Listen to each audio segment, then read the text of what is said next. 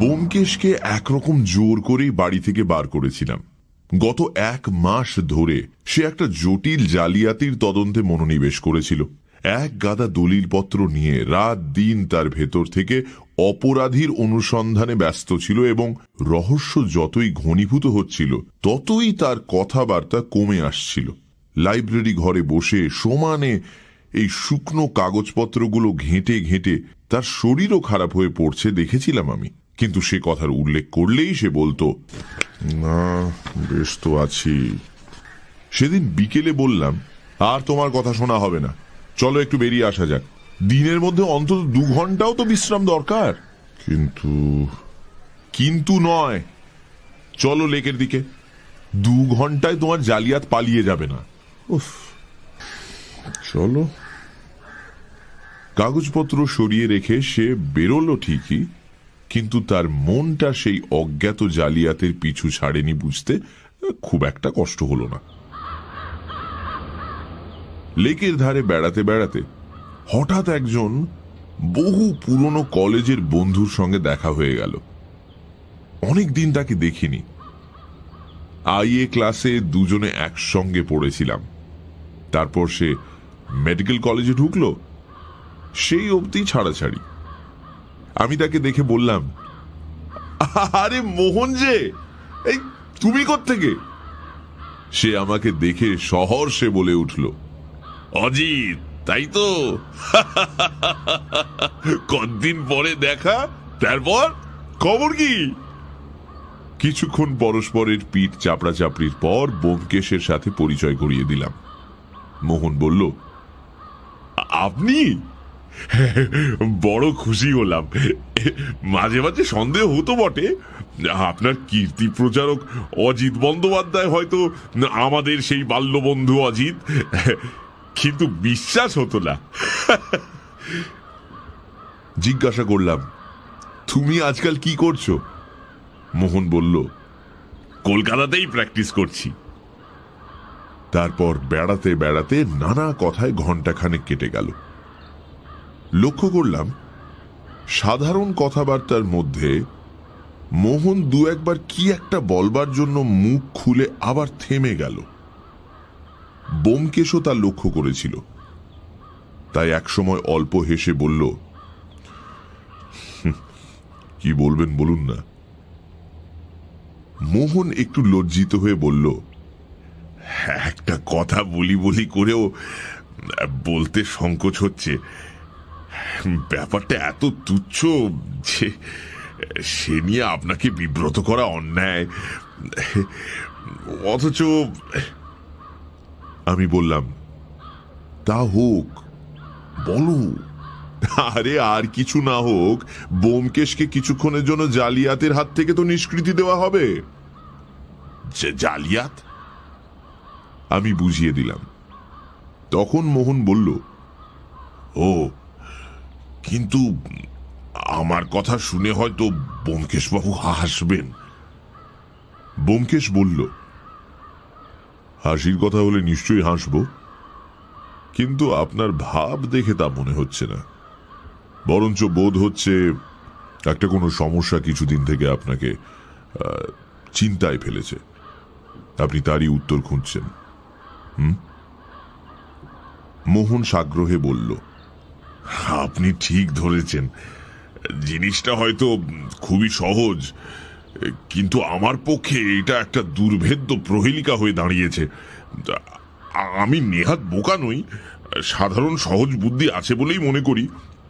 অথচ একজন রোগে পঙ্গু, চলাফেরা করতে পারে না, এরকম একটা লোক আমাকে প্রত্যেক দিন এমন ভাবে ঠকাচ্ছে যে শুনলে আশ্চর্য হয়ে যাবেন। শুধু আমাকে নয়, তার সমস্ত পরিবারের তীক্ষ্ণ সতর্কতা সে সে প্রতি মুহূর্তে ব্যর্থ করে দিচ্ছে।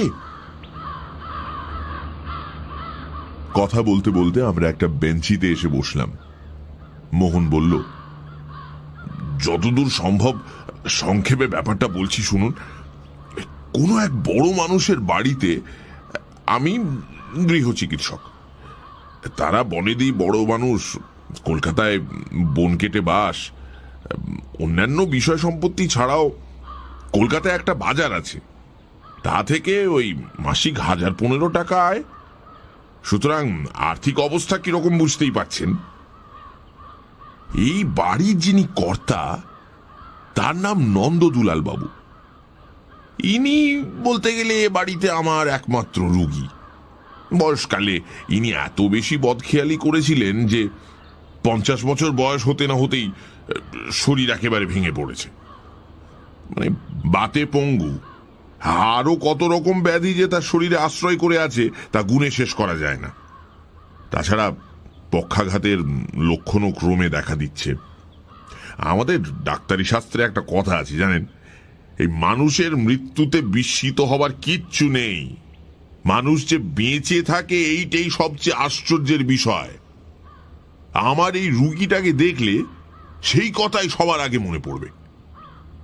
এই নন্দদুলাল বাবুর চরিত্র আপনাকে কি করে বোঝাবো ভেবে পাচ্ছি না। এটা ভীষণ খারাপ ভাষা, সারাক্ষণ সন্দেহ করে, কুটিল, ভীষণ হিংসুটে। মানে এক কথায় এমন ইতর নীচ স্বভাবের লোক আমি কখনো কোথাও দেখিনি। বাড়িতে স্ত্রী পুত্র পরিবার সব আছে, কিন্তু কারোর সঙ্গে ভাব নেই। তার ইচ্ছা যৌবনে যে উচ্ছৃঙ্খলতা করে বেরিয়েছেন এখনো তাই করে বেড়াবেন। কিন্তু প্রকৃতি বাদ সেধেছে, শরীরে সে সামর্থ্য নেই।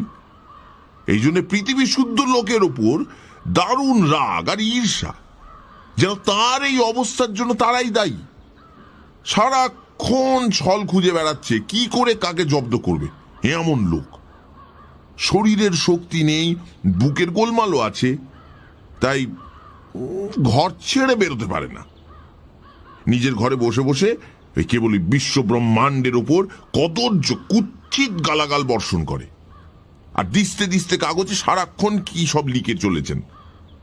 তার এক খেয়াল যে তিনি একজন অদ্বিতীয় সাহিত্যিক, তাই কখনো লাল কালিতে কখনো কালো কালিতে এন্তার লিখে যাচ্ছেন। আর সম্পাদকের ওপর ভয়ঙ্কর রাগ। তার বিশ্বাস সম্পাদকরা কেবল শত্রুতা করেই তার লেখা ছাপছে না। আমি কৌতূহলী হয়ে জিজ্ঞেস করলাম, কি লেখেন?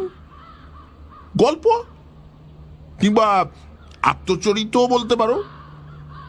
একবার মাত্র সে লেখার উপর আমি চোখ বুলিয়েছিলাম, তারপর আর সেদিকে তাকাতে পারিনি। সে লেখা পড়বার পর গঙ্গা স্নান করলেও মন পবিত্র হয় না। আজকালকার যারা তরুণ লেখক, সে গল্প পড়লে তাঁদেরও বোধ করি দাঁত কপাটি লেগে যাবে। ব্যোমকেশ কিছুটা হেসে বলল, চরিত্রটি যেন চোখের সামনে দেখতে পাচ্ছি, কিন্তু সমস্যাটা কি?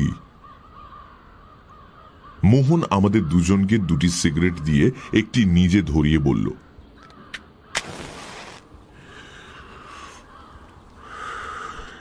আপনারা ভাবছেন এমন গুণবান লোকের আর কোনো গুণ থাকা সম্ভব নয়, কেমন? কিন্তু তা নয়। এর আরেকটি মস্ত গুণ আছে। এই শরীরের ওপর উনি এক অদ্ভুত নেশা করেন। সিগারেটে গোটা দুই টান দিয়ে বলল,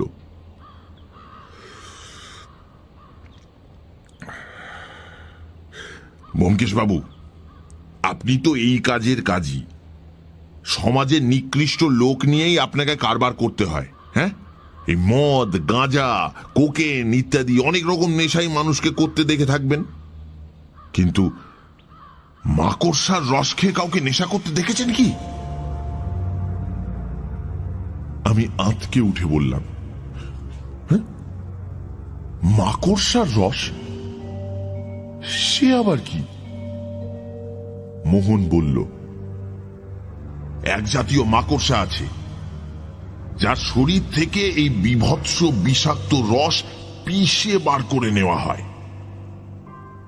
ব্যোমকেশ কতকটা আত্মগতভাবে বলল, ট্যারেন্টিউলা ডান্স।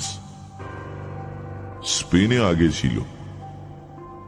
এই মাকড়সার কামড় খেয়ে লোকে হরদম নাচত। দারুণ বিষ। বইয়ে পড়েছি বটে, কিন্তু এদেশে কাউকে ব্যবহার করতে দেখিনি। মোহন বলল, ঠিক বলেছেন, ট্যারেন্টুলা। সাউথ আমেরিকার স্প্যানিশ এক জাতির মধ্যে এই নেশার খুব প্রচলন। এই ট্যারেন্টুলার রস একটা তীব্র বিষ, কিন্তু খুব কম মাত্রায় ব্যবহার করলে এই শরীরের স্নায়ুমণ্ডলে একটা প্রবল উত্তেজনা সৃষ্টি করে।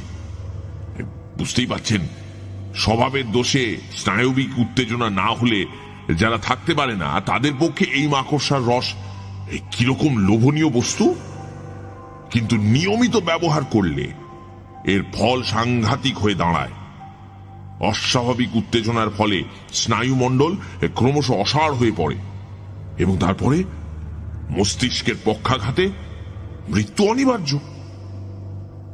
আমাদের নন্দদুলাল বাবু বোধহয় যৌবনকালে এই চমৎকার নেশাটি ধরেছিলেন। তারপর শরীর যখন অকর্মণ্য হয়ে পড়ল তখনও নেশা ছাড়তে পারলেন না। আমি যখন গৃহ চিকিৎসক হয়ে ওদের বাড়িতে ঢুকলুম তখনও উনি প্রকাশ্যে ওই নেশা চালিয়ে যাচ্ছেন। সে আজ বছর খানেকের কথা। আমি প্রথমেই ওটা বন্ধ করে দিলুম, বললুম যদি বাঁচতে চান তাহলে কিন্তু ওটা ছাড়তে হবে। এই নিয়ে খুব খানিকটা ধস্তাধস্তি হলো। তিনিও খাবেন, আমি খেতে দেব না। শেষে আমি বললুম আপনার বাড়িতে ও জিনিস ঢুকতে দেব না, দেখি আপনি কি করে খান। আশ্চর্য, তিনিও সমান কুটিল ভাবে হেসে বললেন, তাই নাকি? আচ্ছা, আমিও খাবো, দেখি তুমি কি করে আটকাও। যুদ্ধ ঘোষণা হয়ে গেল মশাই। পরিবারের আর সকলে আমার পক্ষে ছিলেন, সুতরাং সহজেই বাড়ির চারিদিকে কড়া পাহারা বসিয়ে দেওয়া গেল। তার স্ত্রী ছেলেরা সেসব পালা করে তাকে পাহারা দিতে লাগলেন, যাতে কোনো ক্রমে কোনো ভাবেও যেন সে বিষ তার কাছে পৌঁছতে না পারে। তিনি নিজে একরকম হাঁটাচলা করতে পারেন না, বাড়ি থেকে বেরিয়ে যে সে জিনিস সংগ্রহ করবেন না সে ক্ষমতা নেই। আমি এইভাবে তাকে আগলাবার ব্যবস্থা করে দিয়ে মোটামুটি একটু ধাতস্থ হলাম, কিন্তু কিছুতেই কিছু হলো না। এত কড়াকড়ি সত্ত্বেও বাড়ি শুদ্ধ লোকের নজর এড়িয়ে তিনি নেশা করতে লাগলেন। কোথা থেকে যে সে জিনিস আমদানি করেছেন কেউ ধরতে পারল না। প্রথমটা আমার সন্দেহ হলো, হয়তো বাড়ির কেউ লুকিয়ে তাকে সাহায্য করছে। তাই একদিন আমি নিজে সমস্ত দিন পাহারায় রইলুম। কিন্তু আশ্চর্য মশাই, আমার চোখের সামনে তিনবার সে বিষ খেলেন। তার নাড়ি দেখে বুঝলুম, অথচ কখন খেলেন না ধরতে পারলুম না। তারপর তার ঘর সে আতি পাতি করেছি, তার সঙ্গে বাইরের লোকে দেখা করা একেবারে বন্ধ করে দিয়েছি, কিন্তু তবু তার নেশা বন্ধ করতে পারিনি। এখনো সমানভাবে সেই ব্যাপার চলছে। এখন আমার সমস্যা হয়ে দাঁড়িয়েছে এই যে লোকটা ওই মাকড়সার রস পায় কোথা থেকে, এবং পেলেও সকলের চোখে ধুলো দিয়ে খায় কি করে? মোহন চুপ করল। ব্যোমকেশ শুনতে শুনতে অন্যমনস্ক হয়ে পড়েছিল কিনা জানি না। মোহন শেষ করতেই সে উঠে দাঁড়িয়ে বলল, অজিত, বাড়ি চলো। একটা কথা হঠাৎ মাথায় এসেছে। যদি তা ঠিক হয় তাহলে। বুঝলাম সেই পুরনো জালিয়াত আবার তাকে চেপে ধরেছে। মোহন এতক্ষণ যে বকে গেল তার শেষের দিকের কথাগুলো হয়তো তার কানেও যায়নি। আমি একটু অপ্রস্তুত ভাবে বললাম, মোহনের গল্পটা বোধহয় তুমি ভালো করে শোনোনি না? বিলক্ষণ, শুনেছি বই কি। সমস্যাটা খুবই মজার,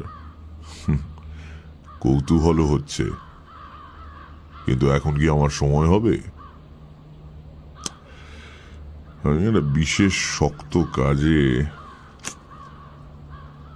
মোহন মনে মনে বোধহয় একটু কষ্ট পেল, কিন্তু সে ভাবটা গোপন করে বলল, তবে করবে কাজ নেই। থাক, আপনাকে এইসব তুচ্ছ ব্যাপারে মাথা ঘামাতে অনুরোধ করা অবশ্য অনুচিত, কিন্তু কি জানেন, এর একটা নিষ্পত্তি হলে হয়তো লোকটার প্রাণ বাঁচাতে পারা যেত।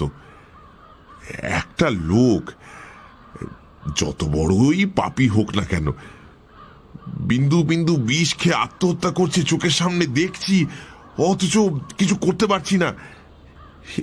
এর চেয়ে দুঃখের বিষয় আর কি হতে পারে বলুন? ব্যোমকেশ একটু লজ্জিত হয়ে বলল, আমি করব না বলিনি তো। এ ধাঁধার উত্তর পেতে হলে ঘন্টা দুয়েক ভাবতে হবে, আর একবার লোকটিকে দেখলেও ভালো হয়, কিন্তু আজ বোধ হয় তা পেরে উঠব না। নন্দদুলাল বাবুর মতো অসামান্য লোককে কিছুতেই মরতে দেওয়া যেতে পারে না, সে আমি দেব না। আপনি নিশ্চিন্ত থাকুন, কিন্তু এখনই আমায় বাসায় ফিরতে হবে। মনে হচ্ছে ওই জালিয়াত লোকটাকে ধরে ফেলেছি, কিন্তু একবার কাগজগুলো ভালো করে দেখা দরকার। সুতরাং আজকের রাতটা নন্দদুলাল বাবু নিশ্চিন্ত মনে বিষ পান করে নিন, কাল থেকে আমি তাকে জব্দ করে দেব।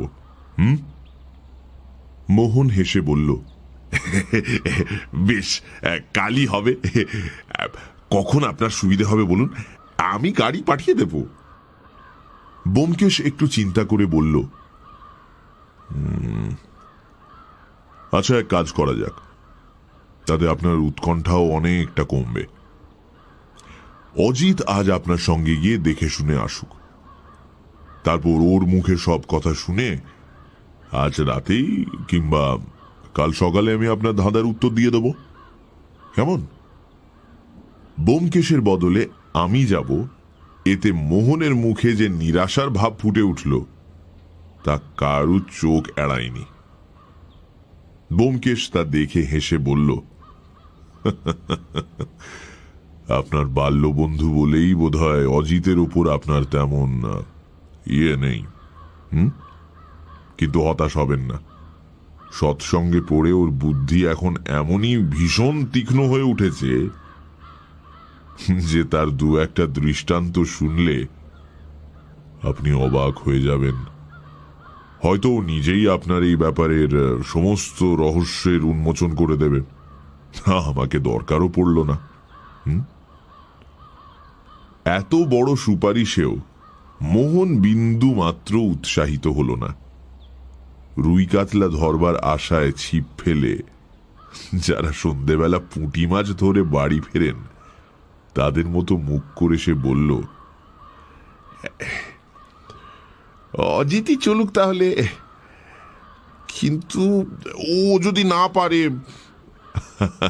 হ্যাঁ রে বাবা, হ্যাঁ, সে আর বলতে, তখন তো আমি আছি।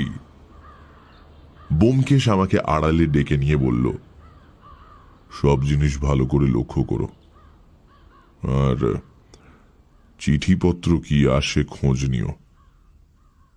এই বলে সে হাঁটা দিল। ব্যোমকেশকে অনেক জটিল রহস্যের সমাধান করতে দেখেছি ও তাতে সাহায্যও করেছি। তার অনুসন্ধান পদ্ধতিও এতদিন একসঙ্গে থেকে অনেকটা আয়ত্তও হয়েছে। তাই মনে মনে ভাবলাম, এই সামান্য ব্যাপারের কিনারা করতে পারবো না। বিশেষত আমার প্রতি মোহনের বিশ্বাসের অভাব দেখে ভেতরে ভেতরে একটা জেদও চেপে গিয়েছিল। যেমন করে হোক এ ব্যাপারটা নিষ্পত্তি করবই করব। মনে মনে এরকম সংকল্প এঁটে মোহনের সাথে লেক থেকে বের হলাম।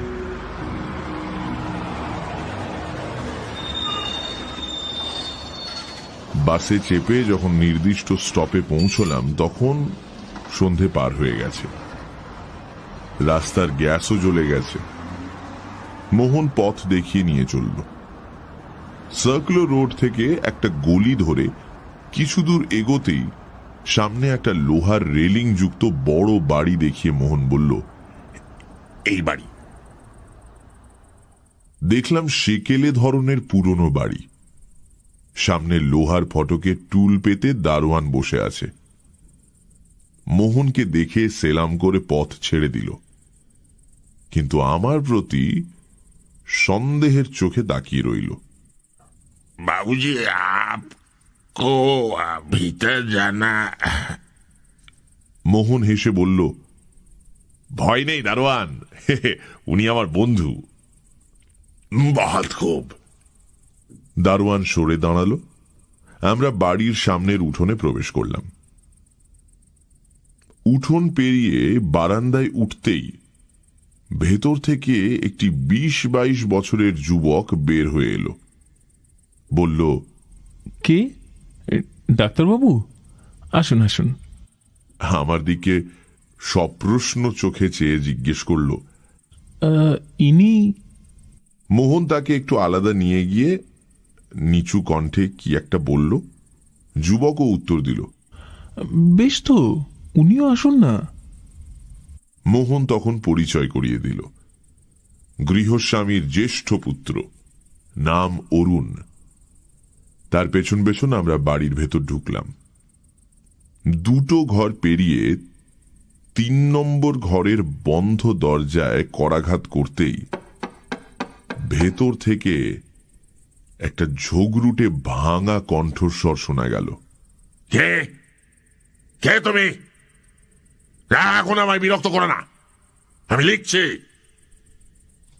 অরুণ বলল, বাবা, ডাক্তারবাবু এসেছেন। এই অভয়, দরজা খোল। একটি 18-19 বছর বয়সের যুবক, বোধহয় গৃহস্বামীর দ্বিতীয় পুত্র, সে দরজা খুলে দিল। আমরা সকলে ঘরে ঢুকলাম। অরুণ চুপি চুপি অভয়কে জিজ্ঞেস করল। খেয়েছেন? অভয় ম্লানভাবে ঘাড় নাড়ল। ঘরে ঢুকেই প্রথমেই চোখে পড়ল ঘরের মাঝখানে খাটের উপর বিছানা পাতা রয়েছে এবং সেই বিছানায় বালিশে ঠেস দিয়ে বসে ডান হাতে কলম ধরে অতি শীর্ণকায় নন্দদুলাল বাবু ক্রুদ্ধ, সে একেবারে লাল চোখে আমাদের দিকে চেয়ে আছেন। মাথার উপর উজ্জ্বল বৈদ্যুতিক আলো জ্বলছিল, আর একটা টেবিল ল্যাম্প খাটের ধারে উঁচু একটা টেবিলের উপর রাখা। তাই লোকটির সমস্ত চেহারা, সমস্ত শরীর ভালো করে দেখতে পেলাম। তার বয়স বোধ করি 50-এর নিচেই, কিন্তু মাথার চুল সমস্ত পেকে গেছে, একটা শ্রীহীন পাশুটে বর্ণ ধারণ করেছে। হাড় চওড়া, ধারালো মুখে মাংসের লেশ মাত্র নেই।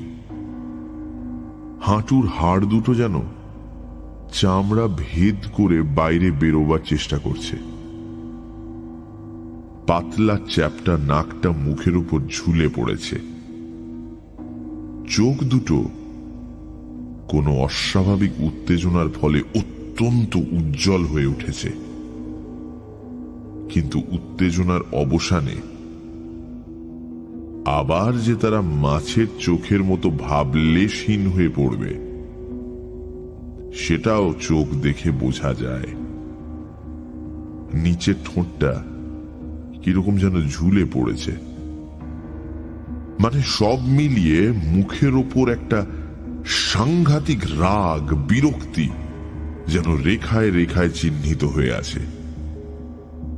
কিছুক্ষণ এই প্রেতাকৃতি লোকটির দিকে বিস্মিতভাবে চেয়ে থেকে দেখলাম তার বাঁ হাতটা থেকে থেকে কেঁপে উঠছে, যেন সেটা স্বাধীনভাবে দেহ থেকে সম্পূর্ণ আলাদা হয়ে নাচ শুরু করে দিচ্ছে। মৃত ব্যাঙের দেহ তড়িৎ সংস্পর্শে চমকে উঠতে যারা দেখেছেন, তারা বোধ করি এই স্নায়ু নৃত্য কিছুটা আন্দাজ করতে পারবেন। নন্দদুলাল বাবুও বিষ দৃষ্টিতে আমার দিকে তাকিয়েছিলেন। সেই ভাঙা অথচ তীব্র স্বরে বলে উঠলেন, ডাক্তার, এ আবার কাকে নিয়ে এসেছো এখানে? কি চায় লোকটা? যেতে বলো, যেতে বলো। হ্যাঁ। মোহন চোখের একটা ইশারা করে আমাকে জানালো যে আমি যেন গৃহস্বামীর এরকম কথাবার্তায় কিছু মনে না করি। তারপর খাটের ওপর থেকে ছড়ানো ছেটানো কাগজগুলো সরিয়ে খাটের পাশে রেখে রোগীর নাড়ি হাতে নিয়ে স্থির হয়ে দেখতে লাগল। নন্দদুলাল বাবু মুখে একটা বিকৃত হাসি নিয়ে একবার আমার দিকে একবার ডাক্তারের দিকে তাকাতে লাগলেন।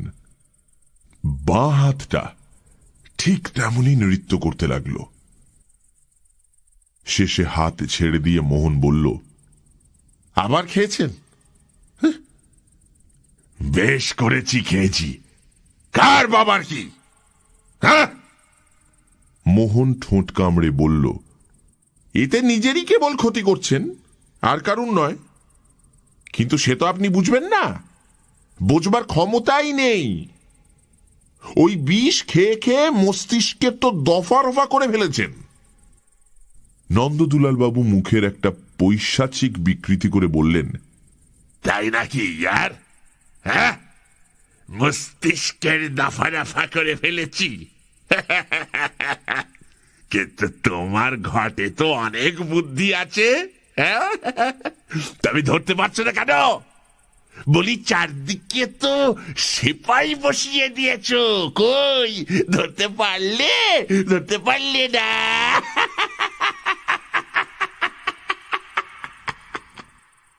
মোহন বিরক্তভাবে উঠে দাঁড়িয়ে বলল, আপনার সঙ্গে কথা বলাটাই ঝকমারি। যা করছিলেন করুন। নন্দদুলাল বাবু ঠিক আগের মতো হিহি করে হাসতে হাসতে বললেন, দুয়ো ডাক্তার, দুয়ো। আমায় ধরতে পারলে না। দিন টানা পাকানো না ডিঙ্কাচিন।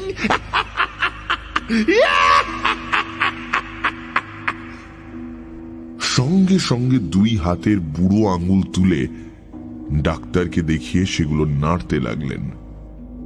নিজের পুত্রদের সামনে এই কদর্য অসভ্যতা আমার অসহ্য বোধ হতে লাগলো। মোহনেরও বোধ করি ধৈর্যের বাঁধ ছিঁড়বার উপক্রম করেছিল। সে আমাকে বলল, নাও অজিত, কি দেখবে দেখে শুনে নাও, আর পারা যায় না। হঠাৎ বুড়ো আঙুল দেখানো থামিয়ে নন্দদুলাল বাবু দুই সাপের চোখ আমার দিকে ফিরিয়ে সাংঘাতিক কটু কণ্ঠে বললেন, কে তুমি? আমার বাড়িতে কোন মতলবে ঢুকেছ? আমি কোনো জবাব দিলাম না। তখন, চালাকি করবার আর জায়গা পাওনি? ওসব ফন্দি ফিকির এখানে চলবে না জাদু, বুঝেছ? এই বেলা চটপটে সরে পড়ো, নইলে পুলিশ ডাকবো। পুলিশ যত সব নাচ্ছার ছিঁচকে চোরের দল। থু! বলে মোহনের দিকেও সমানভাবে তাকালেন।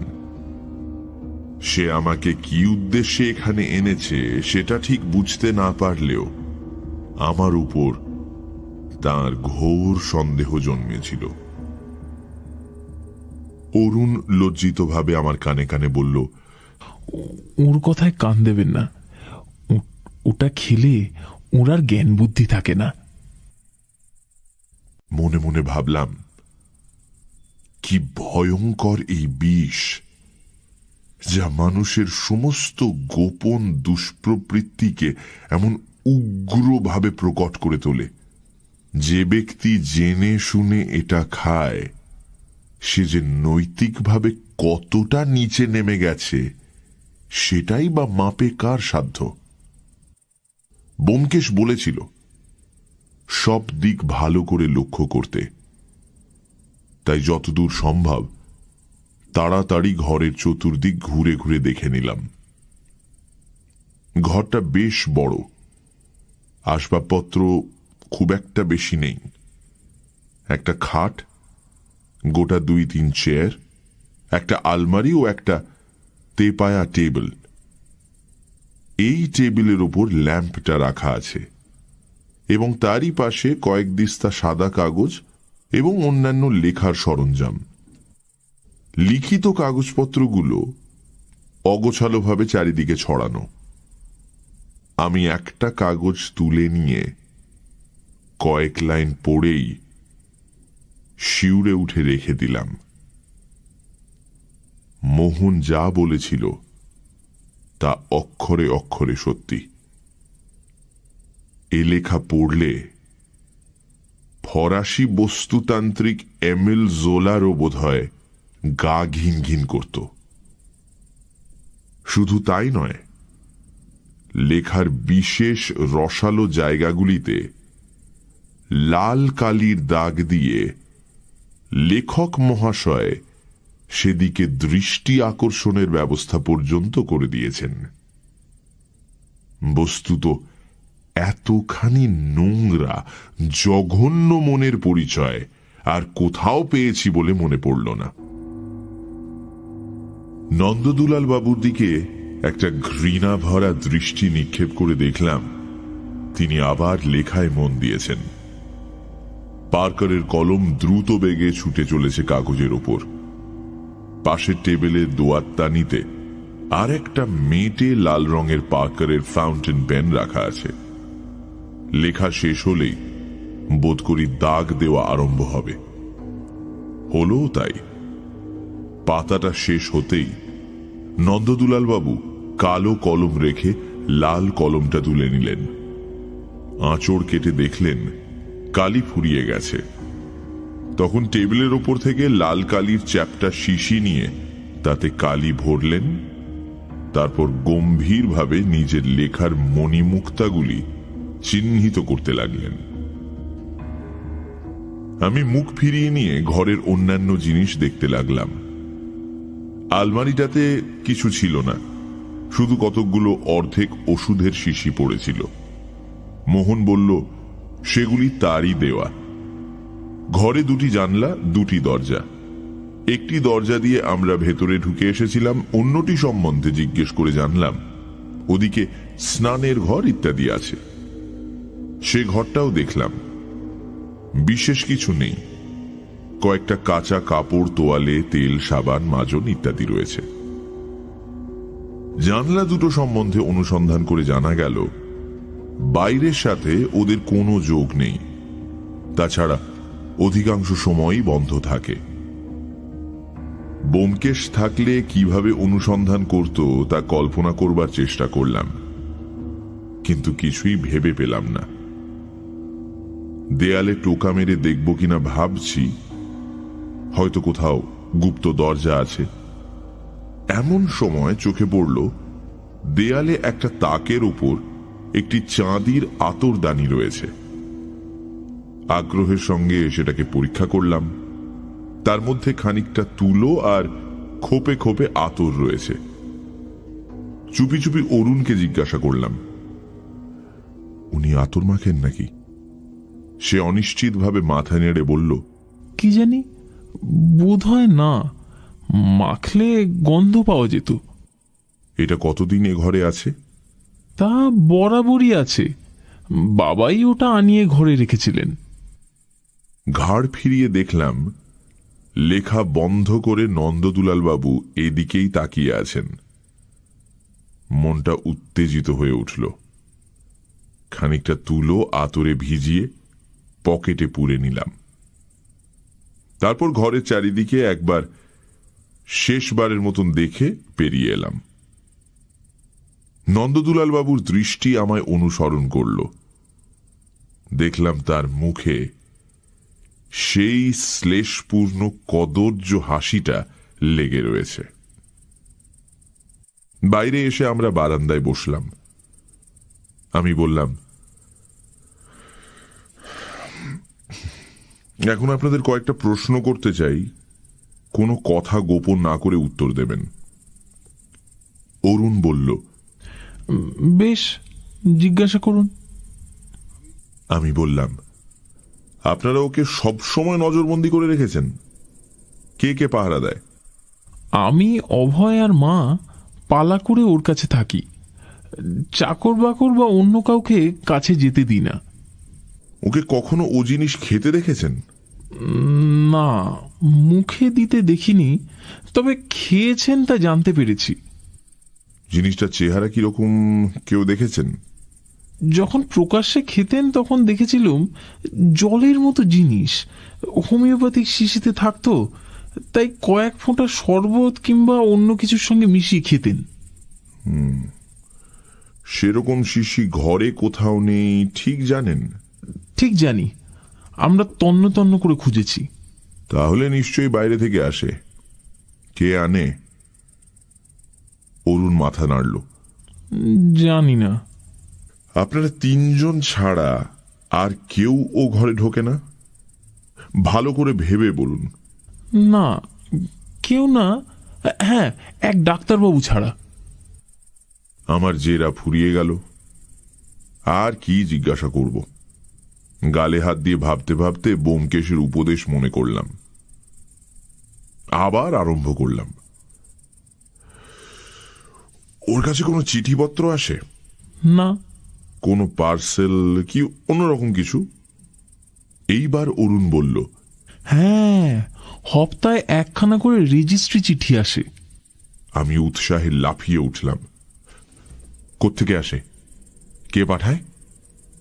লজ্জায় ঘাড় নিচু করে অরুণ আস্তে আস্তে বলল, কলকাতা থেকেই আসে। রেবেকা লাইট নামে একজন স্ত্রীলোক পাঠায়। আমি বললাম, বুঝেছি। চিঠিতে কি থাকে আপনারা দেখেছেন কি? দেখেছি। বলে অরুণ মোহনের দিকে তাকালো। আমি আগ্রহের সঙ্গে জিজ্ঞাসা করলাম, কি থাকে? সাদা কাগজ। সাদা কাগজ? হ্যাঁ, খালি কতগুলো সাদা কাগজ খামের মধ্যে পোড়া থাকে, আর কিছু না। আমি হতবুদ্ধির মতো প্রতিধ্বনি করলাম, আর কিছু না? না। কিছুক্ষণ নির্বাক হয়ে তাকিয়ে রইলাম। শেষে বললাম, ঠিক জানেন খামের ভেতর আর কিচ্ছু থাকে না? অরুণ একটু হেসে বলল, হ্যাঁ, ঠিক জানি। বাবা নিজে পিয়নের সামনে রসিদ দস্তখত করে চিঠি নেন বটে, কিন্তু তার আগে আমি চিঠি খুলি। তাতে সাদা কাগজ ছাড়া আর কিছুই থাকে না। প্রত্যেকবার আপনিই চিঠি খোলেন? কোথায় খোলেন? বাবার ঘরে, সেখানেই পিয়ন চিঠি নিয়ে যায় কিনা। কিন্তু এ তো ভারী আশ্চর্য ব্যাপার। সাদা কাগজ রেজিস্ট্রি করে পাঠাবার মানে কি? মাথা নেড়ে অরুণ বলল, জানি না। আরো কিছুক্ষণ বোকার মতো বসে থেকে শেষে একটা নিঃশ্বাস ফেলে উঠে পড়লাম। রেজিস্ট্রি চিঠির কথা শুনে মনে একটা আশা জেগেছিল যে ফন্দিটা বুঝি ধরে ফেললাম, কিন্তু না, ওদিকের দরজায় একেবারে তালা লাগানো। বুঝলাম আপাত দৃষ্টিতে ব্যাপার সামান্য ঠেকলেও আমার বুদ্ধিতে কুলাবে না।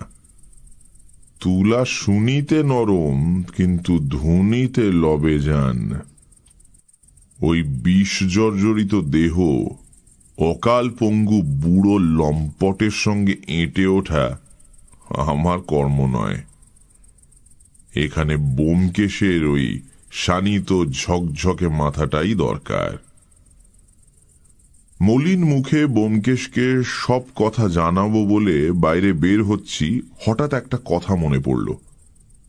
জিজ্ঞাসা করলাম, নন্দদুলালবাবু কাউকে চিঠিপত্র লেখেন? অরুণ বলল, না, তবে মাসে মাসে মানি অর্ডার করে টাকা পাঠান। কাকে পাঠান? লজ্জা ম্লান মুখে অরুণ বলল, এই এই ইহুদি স্ত্রীলোকটাকে। মোহন ব্যাখ্যা করে বলল, ওই স্ত্রীলোকটা আগে নন্দদুলাল বাবুর মানে। বুঝেছি। কত টাকা পাঠান? 100 টাকা, কিন্তু কেন পাঠান তা বলতে পারবো না। মনে মনে ভাবলাম পেনশন, কিন্তু মুখে সে কথা না বলে একা বেরিয়ে পড়লাম। মোহন ওখানেই থেকে গেল। বাসায় পৌঁছতে রাত 8টা বাজল। ব্যোমকেশ লাইব্রেরি ঘরে ছিল। দরজায় ধাক্কা দিতেই কবাট খুলে বলল, কি খবর? সমস্যা ভঞ্জন হলো? না। আমি ঘরে ঢুকে একটা চেয়ারে বসে পড়লাম। এরই মধ্যে ব্যোমকেশ একটা মোটা লেন্স নিয়ে একখণ্ড কাগজ পরীক্ষা করছিল। এখন আবার যন্ত্রটা তুলে নিল। তারপর আমার দিকে একটা তীক্ষ্ণ দৃষ্টি নিক্ষেপ করে বলল, ব্যাপার কি? এত শৌখিন হয়ে উঠলে কবে থেকে? আতর মেখেছ যে? মাখিনি, নিয়ে এসেছি। তাকে আদ্যপান্ত সমস্ত বিবরণ বর্ণনা করে শোনালাম। সেও মনে করি মন দিয়েই শুনল। সব শেষে বললাম, আমার দ্বারা তো হলো না ভাই। এখন দেখো তুমি যদি কিছু করতে পারো। তবে আমার মনে হয় এই আতরটা অ্যানালাইজ করলে কিছু একটা পাওয়া যেতে পারে। কি পাওয়া যাবে? মাকড়সার রস। ব্যোমকেশ আমার হাত থেকে তুলোটা নিয়ে শুঁকতে লাগল। চমৎকার গন্ধ, খাঁটি অম্বুরি আতর। তুলোটা হাতের চামড়ার উপর ঘষতে ঘষতে বলল, কি বলছিলে? কি পাওয়া যেতে পারে? আমি একটু ইতস্তত করে বললাম, হয়তো নন্দদুলাল বাবু এই আতর মাখবার ছল করে। ব্যোমকেশ হেসে উঠল। 1 মাইল দূর থেকে যার গন্ধ পাওয়া যায় সে জিনিস কেউ লুকিয়ে ব্যবহার করতে পারে? নন্দদুলাল বাবু যে আতর মাখেন তার কোনো প্রমাণ পেয়েছ? তা পাইনি বটে, কিন্তু না হে না, ওদিকে নয়, অন্যদিকে খোঁজ করো। কি করে জিনিসটা ঘরের মধ্যে আসে, কি করে নন্দদুলাল বাবু সকলের চোখের সামনে সেটা মুখে দেন, এই সব কথা ভেবে দেখো। রেজিস্ট্রি করে সাদা কাগজ কেন আসে? ওই স্ত্রীলোকটাকে টাকা পাঠানো হয় কেন? ভেবে দেখেছ? আমি হতাশভাবে বললাম, অনেক ভেবেছি, কিন্তু আমার দ্বারা হলো না। আরো ভাবো, কষ্ট না করলে কি কেষ্ট পাওয়া যায়? গভীরভাবে ভাবো, একাগ্র চিত্তে ভাবো, নাছোড় বান্দা হয়ে ভাবো।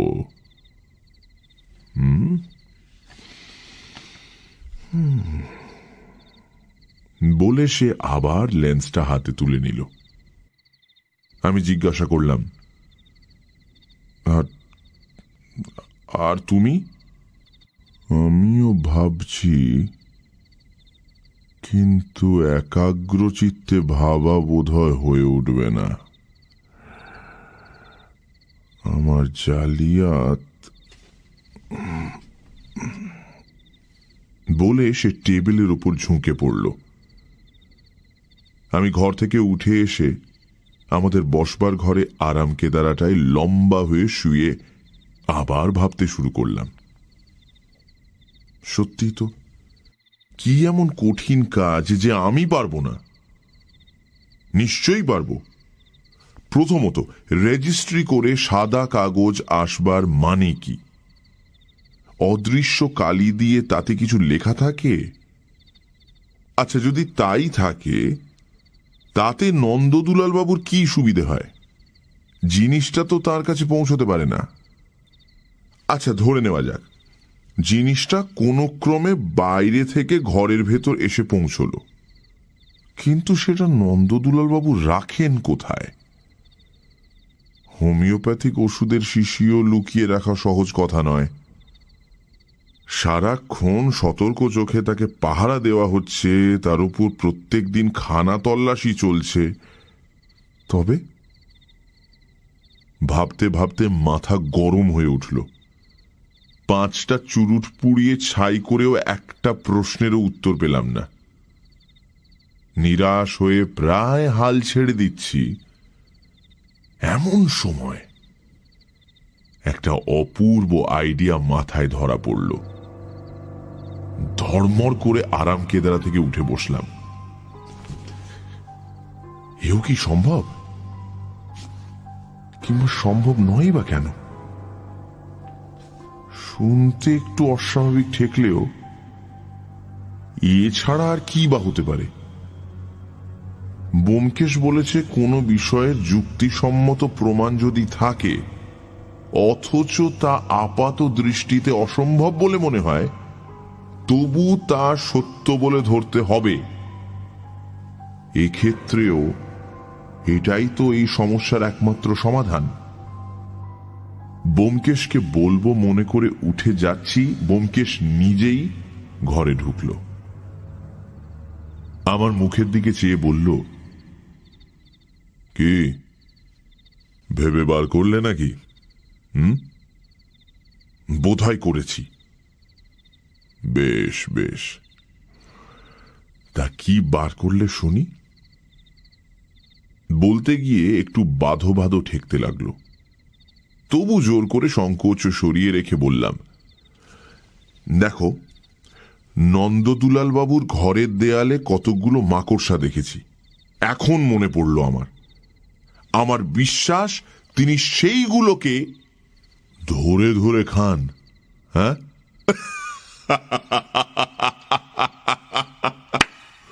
ও অজিত,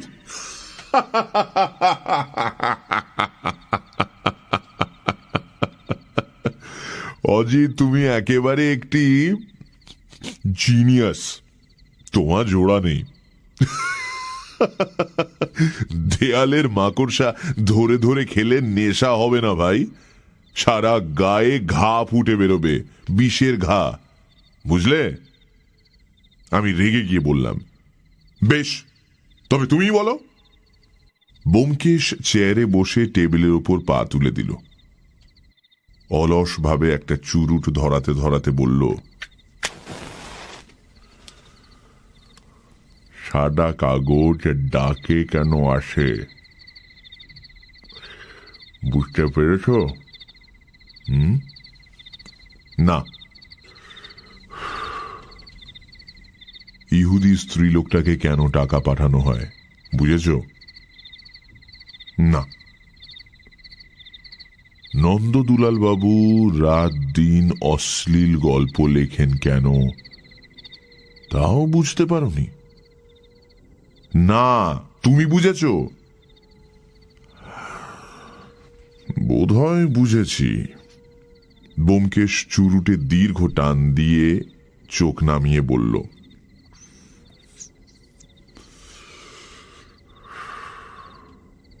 কিন্তু একটা বিষয় নিঃসন্দেহভাবে না জানা পর্যন্ত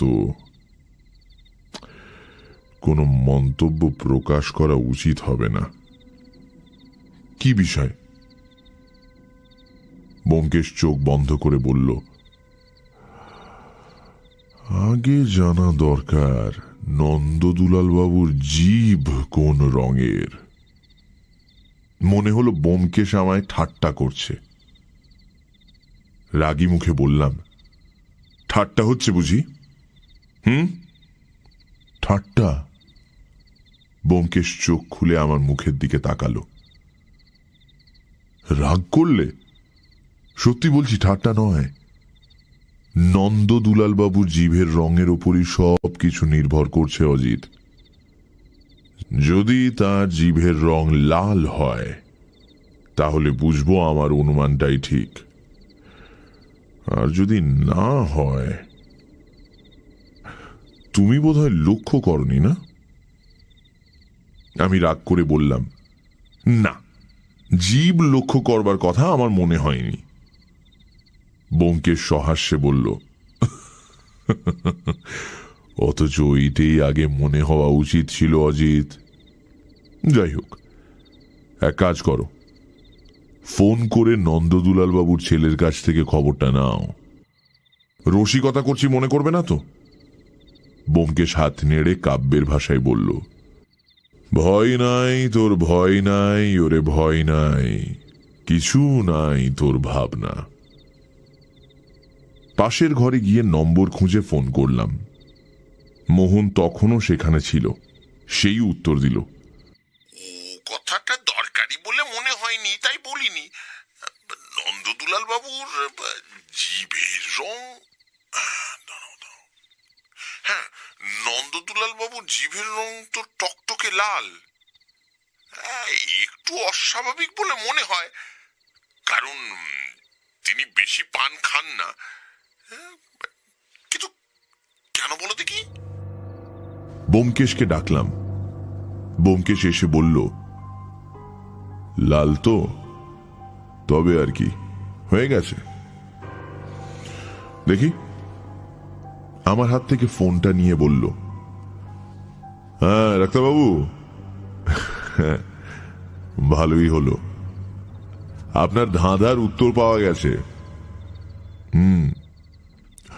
অজিতই ভেবে বার করেছে, আমি একটু সাহায্য করেছি মাত্র। আমার জালিয়াত নিয়ে ব্যস্ত ছিলাম তো, তাই। হ্যাঁ হ্যাঁ হ্যাঁ, জালিয়াতকে ধরেছি। বিশেষ কিছু করতে হবে না। শুনুন, কেবল নন্দদুলাল বাবুর ঘর থেকে লাল কালির দোয়াত আর লাল রঙের ফাউন্টেন পেনটা সরিয়ে দেবেন।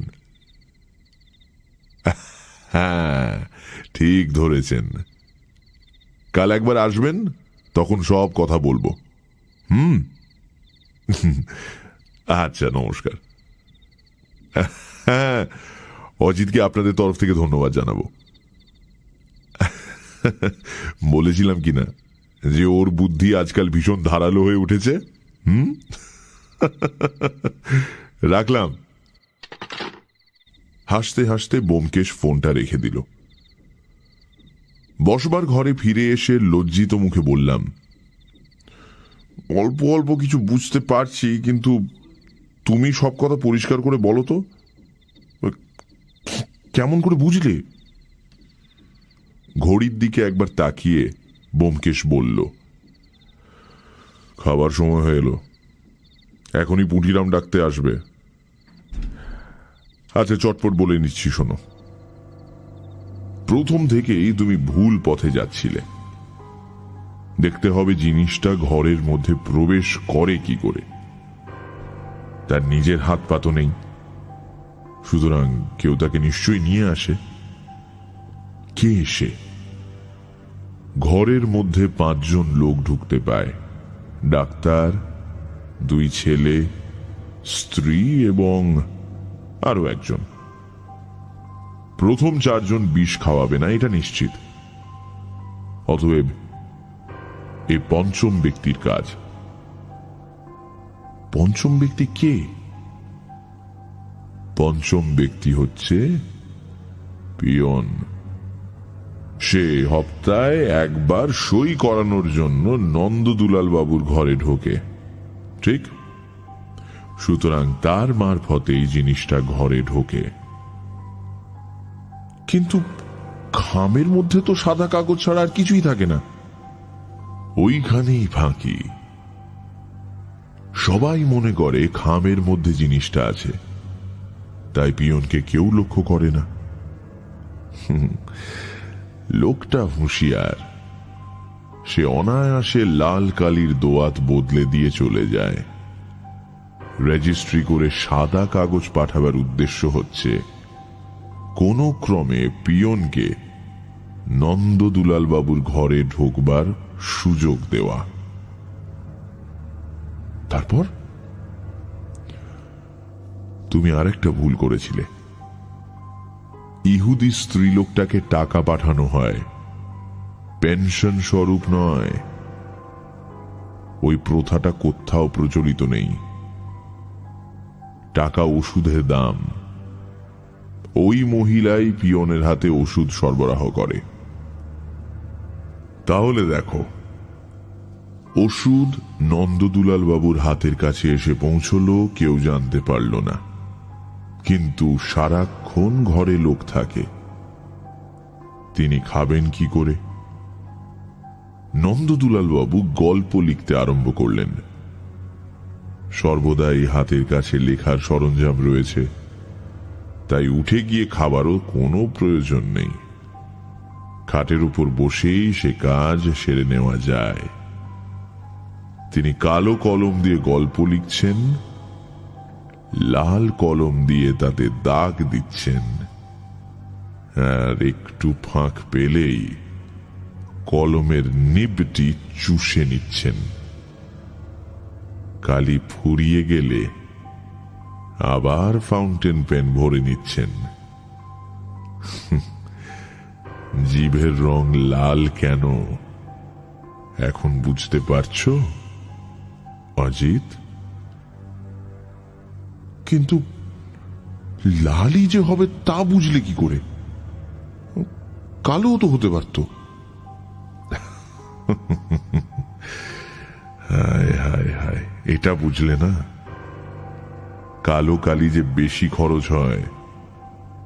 নন্দদুলাল বাবু ওই অমূল্য ধনটি কি বেশি খরচ করতে দিতে পারেন? তাই লাল কালির ব্যবস্থা। বুঝেছি, এত সহজ। সহজ তো বটেই, কিন্তু যে লোকের মাথা থেকে এই সহজ বুদ্ধিটি বেরিয়েছে তার মাথাটা অবহেলার বস্তু নয়। এত সহজ বলেই তোমরা ধরতে পারছিলে না। তুমি ধরলে কি করে? খুব সহজে। এ ব্যাপারে দুটো জিনিস সম্পূর্ণ নিরর্থক বলে মনে হয়। এক, রেজিস্ট্রি করে সাদা কাগজ আসা। দুই, নন্দদুলাল বাবুর গল্প লেখা। এই দুটোর সত্যিকার কারণ খুঁজতে গিয়েই আসল কথাটা বেরিয়ে পড়ল। পাশের ঘরে ঝনঝন করে টেলিফোনের ঘন্টি বেজে উঠল। আমরা দুজনেই তাড়াতাড়ি উঠে গেলাম। ব্যোমকেশ ফোন ধরে জিজ্ঞাসা করল, হ্যাঁ, কে আপনি? ও ডাক্তারবাবু, হ্যাঁ, কি খবর? নন্দদুলাল বাবু চেঁচামেচি করছেন, হাত পা ছুঁড়ছেন? তা হোক, তা হোক, না, তাতে কোনো ক্ষতি হবে না। হ্যাঁ, কি বললেন? অজিতকে গালাগাল দিচ্ছেন সকার বকার তুলে? ভারী অন্যায়, ভারী অন্যায়। কিন্তু যখন তার মুখ বন্ধ করা যাচ্ছে না তখন আর উপায় কি? অজিত অবশ্য ওসব গ্রাহ্য করে না। হ্যাঁ হ্যাঁ, অবিমিশ্র প্রশংসা যে পৃথিবীতে পাওয়া যায় না সেটা অজিত জানে। মধু ও হুল, কমলে কণ্টক, এটা হলো জগতের নিয়ম ডাক্তারবাবু। আচ্ছা, নমস্কার।